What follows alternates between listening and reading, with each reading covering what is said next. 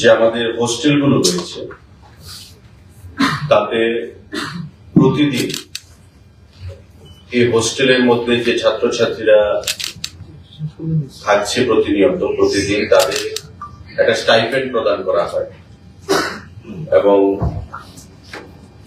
সেই স্টাইপেন্ড বর্তমানে 80 টাকা করে প্রদান করা হয়।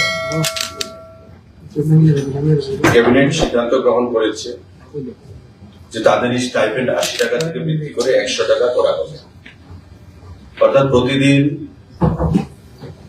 শিডিউল কাস্ট তপশিলি জাতি সম্প্রদায়ের যারা রয়েছে তাদের যে হোস্টেলগুলো রয়েছে প্রতিদিন যে একটা স্টাইপেন্ড 80 টাকা করে প্রদান করা হয় সেই টাকা বৃদ্ধি করে 100 টাকা করার সিদ্ধান্ত গ্রহণ করা হয়েছে। আমাদের রাজ্যে বর্তমানে গভর্নমেন্ট রান এসসি যে বয়েজ হোস্টেল রয়েছে তার সংখ্যা আছে 33 এবং নাম্বার অফ বোর্ডার্স তার মধ্যে রয়েছে 363 জন। Government run SC girls hostel রয়েছে 20টি, তার মধ্যে বোর্ডার গার্লস মহিলারা রয়েছে 319 জন। এনজিও রান যে এসসি হোস্টেল যেটা এনজিও চালায় একটা রয়েছে, তার মধ্যে বোর্ডার রয়েছে 30 জন। তো বয়েজ হোস্টেল 33টা, 363 জন বোর্ডার। গার্লস হোস্টেল 20টা রয়েছে, 319 জন বোর্ডার। এনজিও রান একটা হোস্টেল রয়েছে, তার মধ্যে 30 জন বোর্ডার রয়েছে। এই টোটাল 712 জন ছাত্র ছাত্রী আমাদের রাজ্যে বিভিন্ন এসসি হোস্টেলগুলোতে রয়েছে। তাদের প্রত্যেককে প্রতিদিন যে 80 টাকা প্রদান করা হতো সেটা বৃদ্ধি পেয়ে 100 টাকা করার সিদ্ধান্ত গ্রহণ করা হয়েছে মাননীয় মুখ্যমন্ত্রীর পৌরোহিত্যে গতকাল ক্যাবিনেট বৈঠক। সাংবাদিক বন্ধুরা,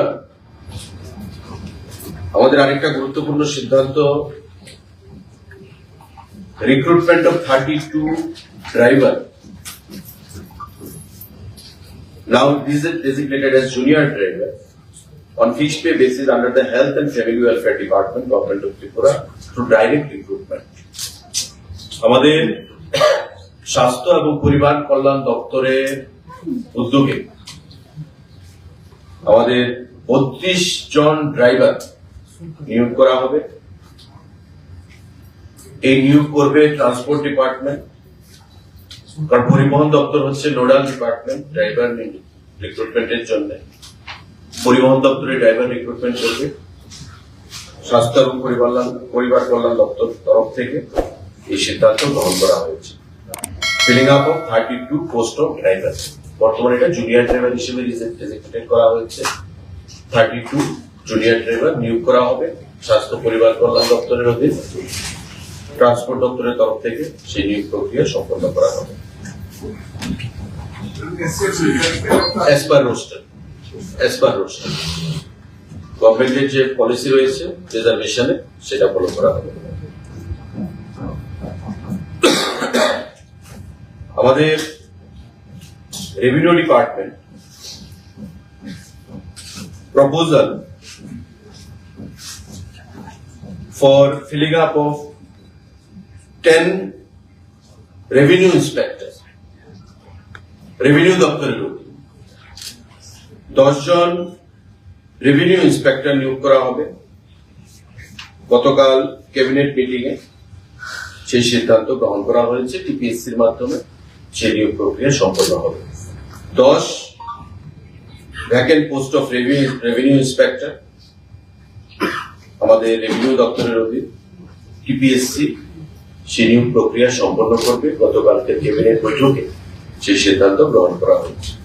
পাশাপাশি proposal for filling up of 6 number of assistant survey officer revenue দপ্তরের অধীন। Assistant survey officer group B gazetted through TPSC নিয়োগ করার সিদ্ধান্ত সেখানে গ্রহণ করা হয়েছে। 10 জন আরআই রেভিনিউ ইন্সপেক্টর এবং 6 জন অ্যাসিস্ট্যান্ট সার্ভে অফিসার, সবটাই টিপিএসসি মাধ্যমে নিয়োগ প্রক্রিয়া সম্পন্ন হবে রেভিনিউ দপ্তরের উপর। আমাদের সিদ্ধান্ত গ্রহণ করা হয়েছে, আপনারা জানেন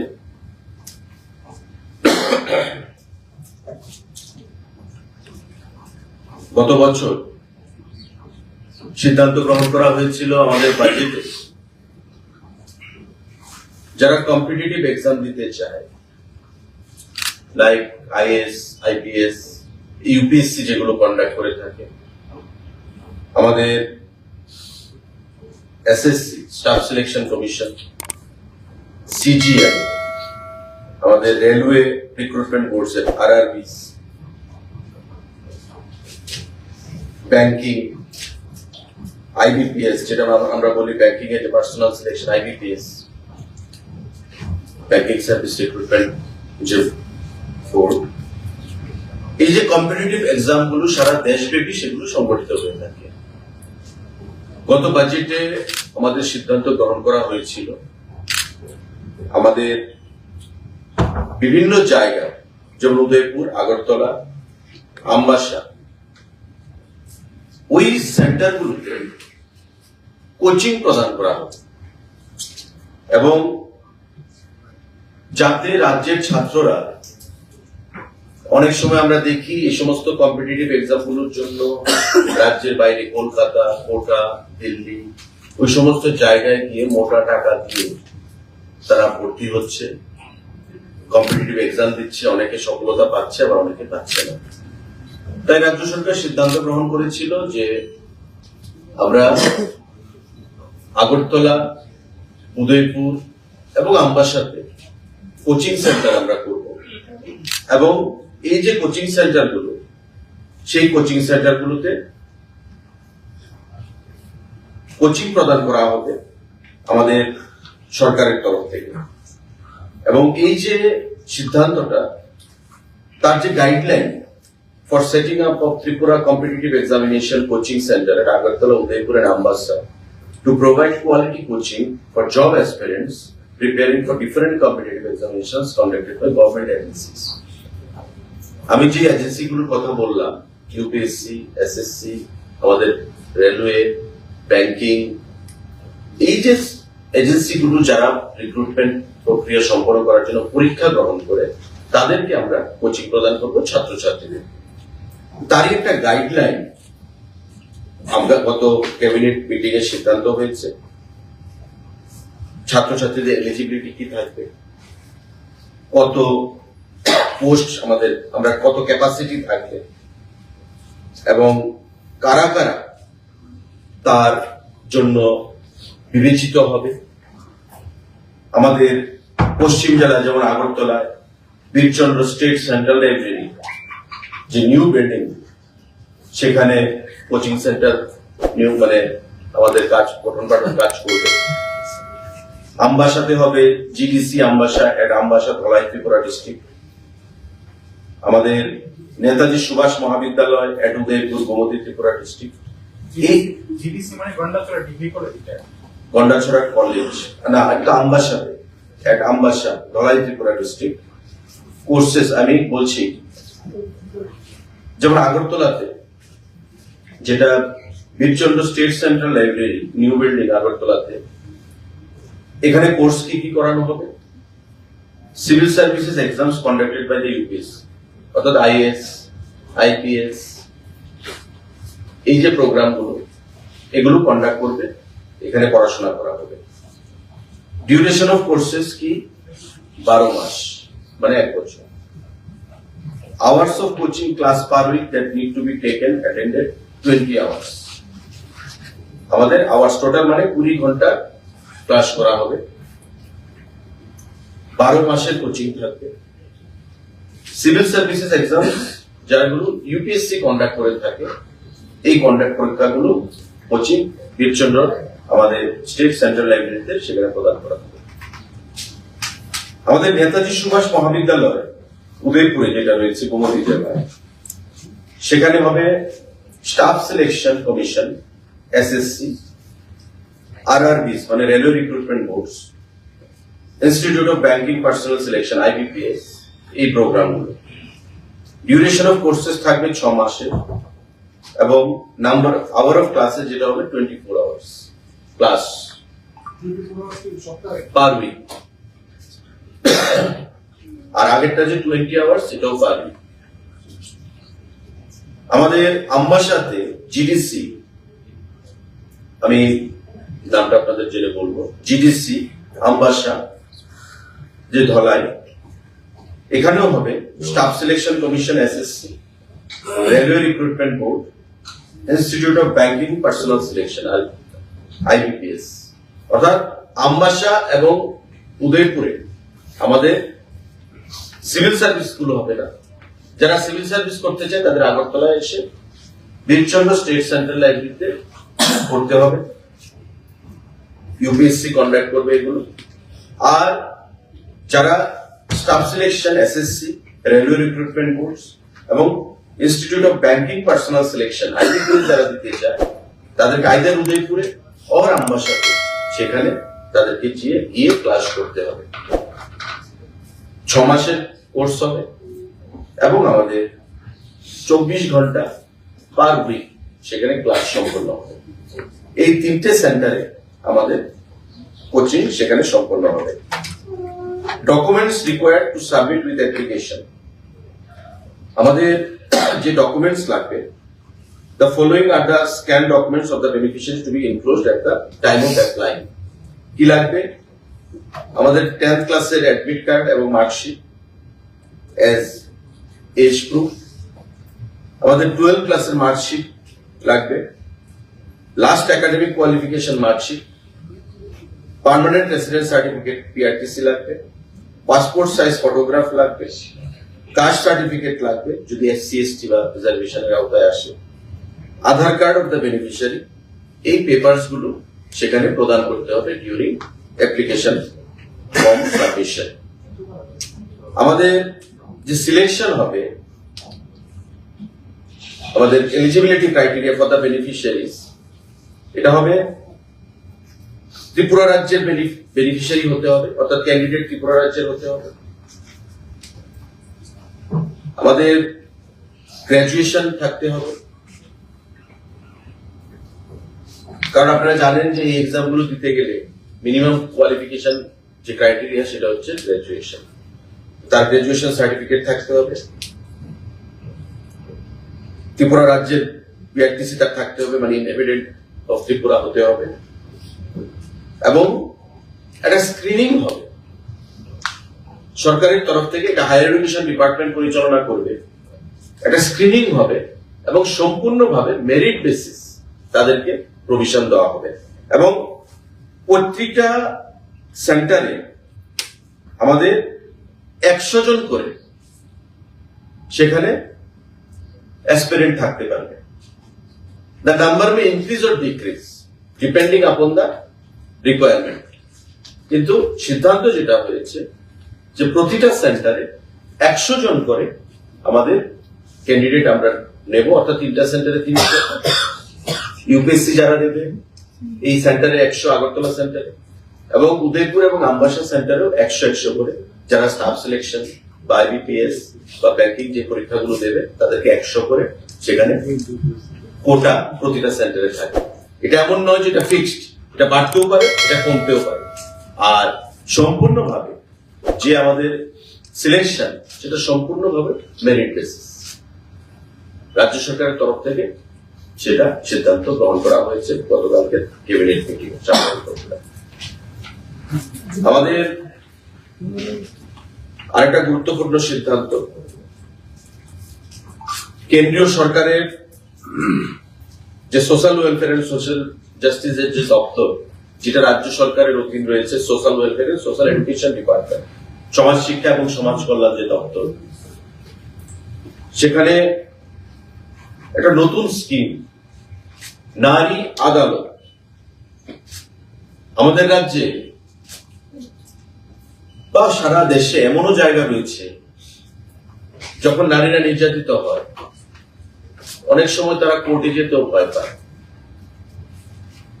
বা পঞ্চায়েতে বিচার চাইতে গিয়েও তারা ভয় পায়। মানে একটা সময় দেখা যায় যে নারীদের উপর যতই অত্যাচার হোক, বিচারের বাণী নিরালে নিভৃতে কাঁদে।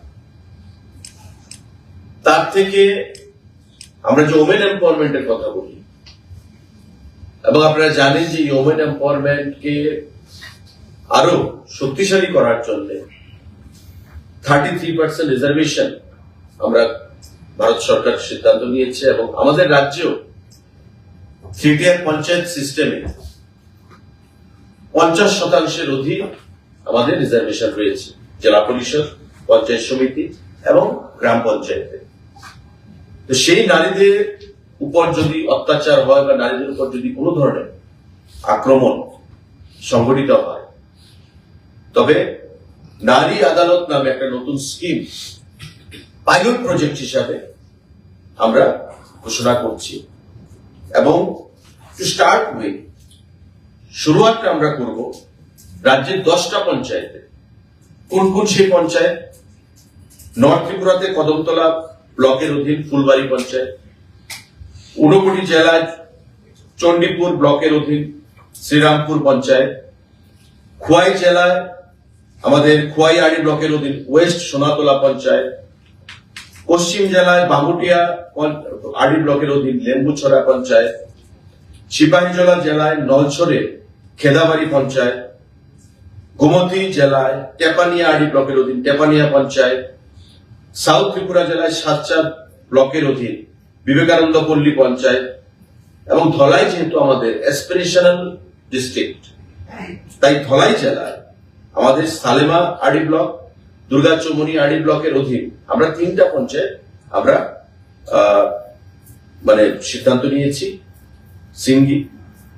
সিঙ্গানলা পঞ্চায়েত, হালাহালি পঞ্চায়েত, নর্থ হালাহালি পঞ্চায়েত, অর্থাৎ 10টা পঞ্চায়েতে এই যে নারী আদালত as a case study pilot project হিসেবে আমরা সূচনা করব।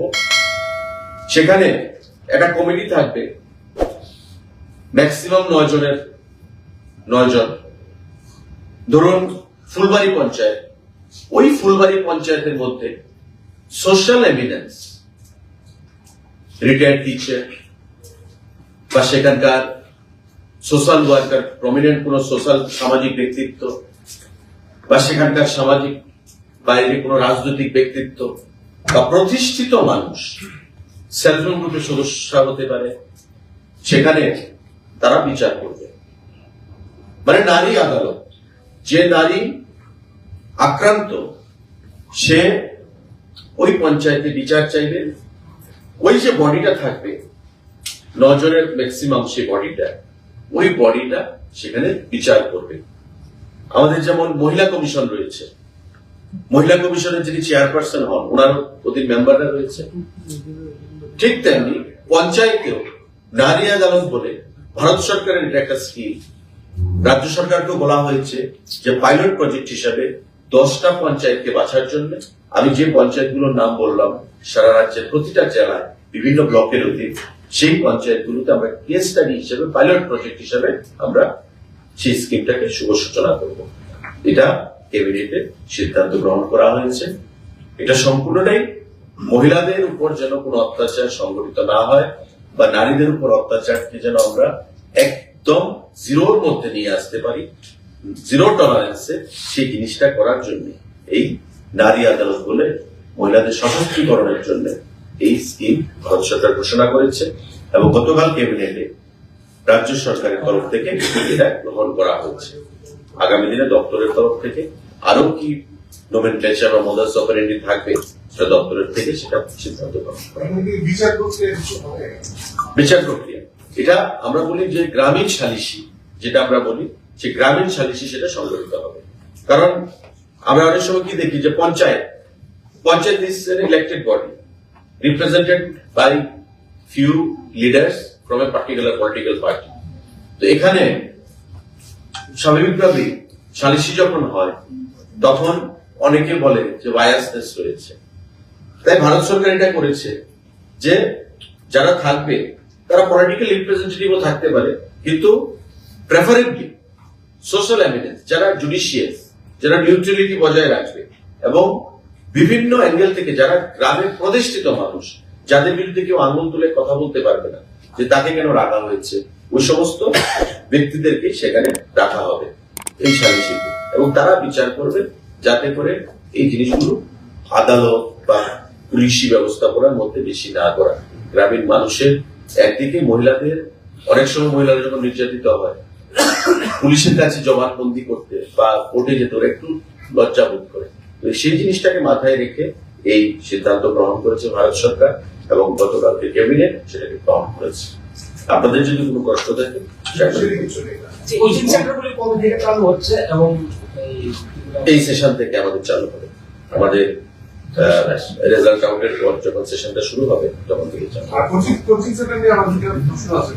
আমাদের স্টেট গভর্নমেন্ট তো বাইরে যারা কোচিং নেয়, আইএস আইপিএস, তাদের আমরা একটা টাকা দেয় স্টেট গভর্নমেন্ট, ওইগুলি কি চালু থাকবে? আর এখানে দিতে হবে এইগুলি যে স্কিম তো চালু আছে বা যেগুলো দেওয়া হচ্ছে, কিন্তু বর্তমানে যেটা গত বাজেটে হয়তো আপনাদের মনে আছে, গত বাজেটে অর্থমন্ত্রী সেটা ঘোষণা করেছিলেন।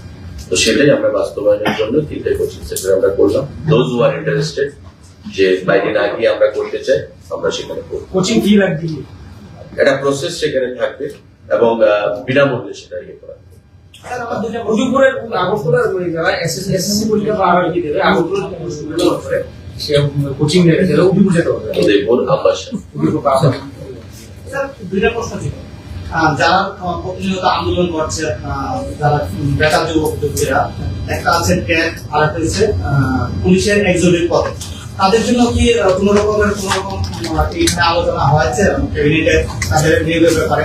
আরেকটা প্রশ্ন, প্রতিদিন দুই-তিন আগে আপনি বাংলাদেশের হাই কমিশনের সাথে আপনি দেখা করেছেন, ত্রিপুরার যে রেল যোগাযোগটা এটা কবে নাগাদ কলকাতা থেকে বাংলাদেশের কবে থেকে শুরু হবে, এরকম কোন প্রস্তাব এসেছে? দেখুন, বাংলাদেশের অ্যাসিস্ট্যান্ট হাই কমিশনার গতকাল আমার অফিসে এসেছিলেন, অ্যাপয়েন্টমেন্ট নিয়ে এসেছিলেন, এবং এটা সৌজন্যমূলক সাক্ষাৎকার বলতে পারবে। বিভিন্ন বিষয় আলোচনায় উঠে এসছে, এবং আমরা যেমন আশাবাদী, উনিও আশাবাদী। উনি বাংলাদেশ সরকারের প্রতিনিধি ত্রিপুরা রাজ্যে, পরিষ্কার ভাষায় উনি আশা ব্যক্ত করেছেন যে আগামী দিনে আমাদের ভারত বাংলার যে মৈত্রী, ভারত সরকার, আমাদের প্রধানমন্ত্রী, আমাদের মুখ্যমন্ত্রী, আমরা যেটা চাইছি দ্বিপাক্ষিক সম্পর্ককে আরো উন্নত করতে, ব্যবসা বাণিজ্য সংস্কৃতি আদান প্রদানের মাধ্যমে, উনিও সেই জিনিসটাতে জোর দিচ্ছেন। রেলের বিষয়টা দুদেশের সরকারের উপর নির্ভর করবে। মাত্র সরকার গঠন হয়েছে, বিগত 4-5 দিন আগে সরকারের শপথ গ্রহণ অনুষ্ঠানও হয়েছে। তো স্বাভাবিকভাবেই সরকারের এখন প্রায়োরিটি থাকবে যে বিগত সরকারের যে উন্নয়নমূলক কাজগুলো আছে সেটাকে ত্বরান্বিত করে সামনের দিকে এগিয়ে নিয়ে যাওয়া, এবং ভারতবর্ষের সরকারও আমরা সেই জিনিসটাই চাইছি। স্বাভাবিকভাবে সময়ের উপর আমাদের নির্ভর করতে হবে। আমরা আশাবাদী যে নতুন সরকার বাংলাদেশের ভারত সরকারের সঙ্গে সৌহার্দ্যপূর্ণ পরিবেশে কাজ করবে, এবং দুদেশের সম্পর্ক যেটা বিগত দিনে ছিল, একটা ব্যবসা বাণিজ্য, বৈদেশিক পররাষ্ট্রনীতি, সমস্ত দিক থেকে সেই দিকটাকে আমরা পুনরায় ফিরে যেতে পারবো, বা তার থেকে আরো ভালো হবে, বেটার হবে।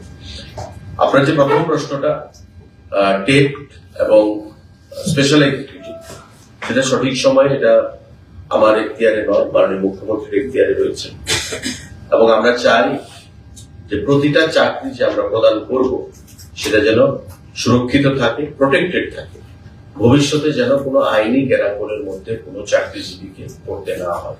ত্রিপুরা রাজ্যে বিগত দিনে আমরা দেখেছি 10,323, বিগত দিনে আমরা দেখেছি অনেক কেস হাইকোর্ট, সুপ্রিম কোর্ট পর্যন্ত গড়িয়েছে। এতে করে যারা জব সিকার, যারা অ্যাসপারেন্ট, তাদের কি কোনো ভুল ছিল বা দোষ ছিল না, সরকারের দোষ ছিল বিগত দিন, বিগত সরকারের সময়।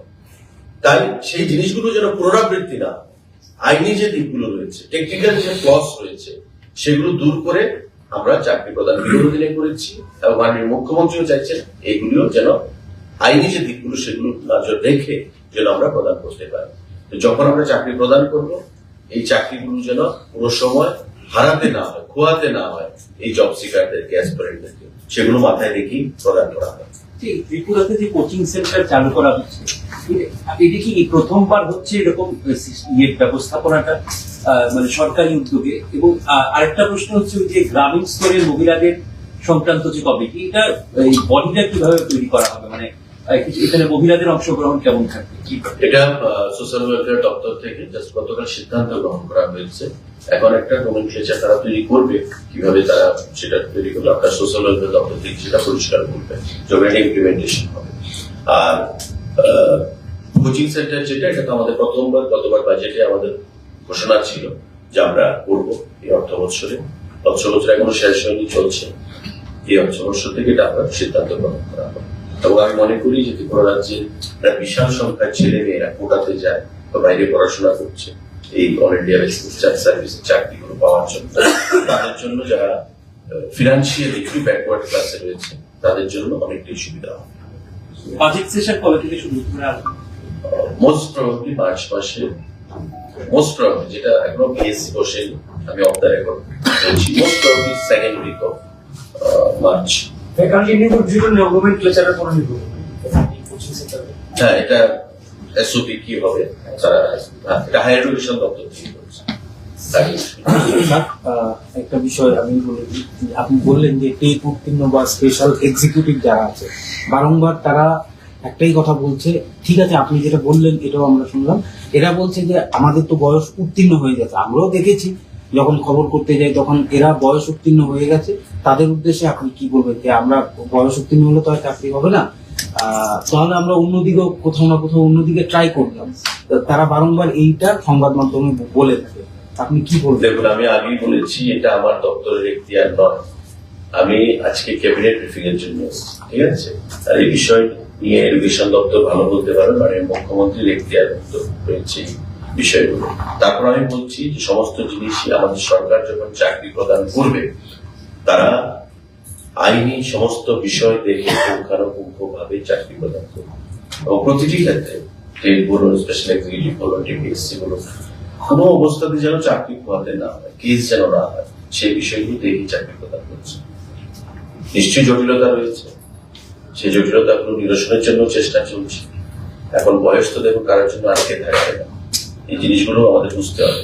বয়স কারোর জন্য আটকে থাকবে না। আবার আমাদের সিস্টেমে আমাদের চাকরির যে বয়স সীমা, সে বয়স সীমাটা চাকরির মতো রাখা হয়েছে। জেনারেলের জন্য 40, এসসি/এসটির জন্য 45। তো সেই জিনিসটা মাথায় রাখতে হবে। সমস্ত কিছু বিচার করেই সরকার সিদ্ধান্ত নেবে, দপ্তর সিদ্ধান্ত নেবে। গোয়ারের সঙ্গে আগরতলার ইন্টারসিটি ট্রেন নিয়ে কোনো পরিকল্পনা বা আগামী মাসে কি বাড়তে পারে সেটা ট্রেন কানেকশন? আমরা দাবি করেছি মাননীয় রেলমন্ত্রী মুখ্যমন্ত্রীও বলেছেন, আমিও পরিবহন মন্ত্রী হিসেবে দপ্তরের সঙ্গে আলোচনা করেছি, মন্ত্রীর সঙ্গে চিঠি দিয়েছে। এগুলো সিদ্ধান্ত গ্রহণ হবে নিশ্চয়ই, কারণ বিগত দিনে এমন এমন সিদ্ধান্ত রেল দপ্তর গ্রহণ করেছে ভারত সরকারের, যেগুলো আমরা কখনো আশাও করতে পারি। আমরা না চাইতেও অনেক কিছু সিদ্ধান্ত তারা প্রদান করেছে। তো আমরা আশা করবো যে আগামী দিনে আমাদের যে দাবি সেগুলোকে মান্যতা দিয়ে রেল দপ্তর সিদ্ধান্ত গ্রহণ করবে। এই রুটে বন্দে ভারতের কোনো ডেভেলপমেন্ট আছে? অ্যাকচুয়ালি ত্রিপুরার যে জিওগ্রাফিক্যাল লোকেশন এবং বন্দে ভারতের যে আপনাদের যে স্পিড, সেটা ত্রিপুরার সয়েল কন্ডিশন, সার্ভের উপর সেটা ডিপেন্ড করবে। তো আমাকে ভার্বেলি যেটা রেলমন্ত্রী বলেছিলেন একবার ডিসকাশনের সময়, যে ত্রিপুরার যে সয়েল কন্ডিশন ভারতবর্ষের অন্যান্য রাজ্যের সয়েল কন্ডিশনের মতো নয়, আর বন্দে ভারতের যে স্পিড সেটা অত্যধিক বেশি। তো আগামী দিনে একটা প্রস্তাব মাননীয় মুখ্যমন্ত্রী পেশ করেছেন, তো ওদের কনসিডারেশনে রয়েছে। আমরা আশা করি আগামী দিনে বন্দে ভারত থেকে আমরা চালু করতে পারি। কিন্তু ওই কিছুদিন আগে যেহেতু ফরেস্ট এরিয়া দিয়ে আমাদের যেতে হয়, একটা হাতির মৃত্যু ঘটনা ঘটেছিল, তো অটোমেটিকলি রেল দপ্তরের উপর একটা সেখানে কেস মানে ঢুকে দেওয়া হয়েছিল ফরেস্ট দপ্তর থেকে। সেই জিনিসগুলো রেল দপ্তরের মাথায় রয়েছে, চিন্তাধীন রয়েছে। সমস্ত কিছু বিচার করেই তারা আগামী দিনে সিদ্ধান্ত গ্রহণ করবে। তো মাননীয় মুখ্যমন্ত্রীও এই মাননীয় রেল মন্ত্রকের কাছে, রেলমন্ত্রীর সঙ্গে দিল্লিতে কথা বলেছেন বন্দে ভারত নিয়ে। আমিও কথা বলেছি বন্দে ভারত নিয়ে, যাতে আগামী দিনে চালু করা যায়। তো আমরা আশাবাদী যে সেদিন দূর নয় ত্রিপুরা রাজ্য থেকে, আগরতলা থেকে বন্দে ভারতের ফ্যাসিলিটি বা পরিষেবা রাজ্যে মানুষ পাবে।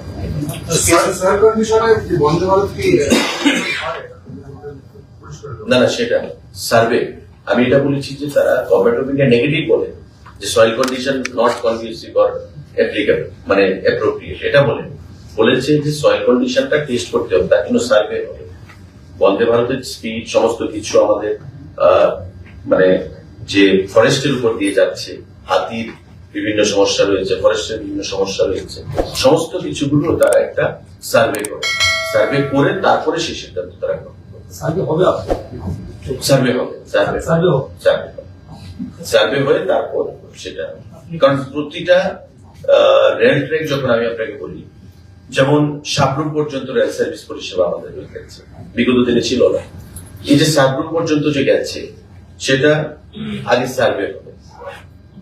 আমাদের ডাবল লেন, যে আমরা চাইছি না যে আমাদের ডাবল লেন করা হোক, এখন তো সিঙ্গেল না, আমরা চাইছি ডাবল হবে, তারও সার্ভে কাজ মোটামুটি সম্পন্ন হয়ে গেছে।